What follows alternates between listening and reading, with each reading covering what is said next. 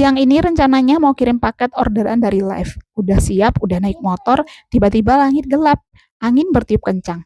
Kayaknya nggak kondusif kalau tetap maksain berangkat. Akhirnya kita tunda dulu dan masuk lagi ke rumah. Ternyata 2 lembar genteng kami pecah.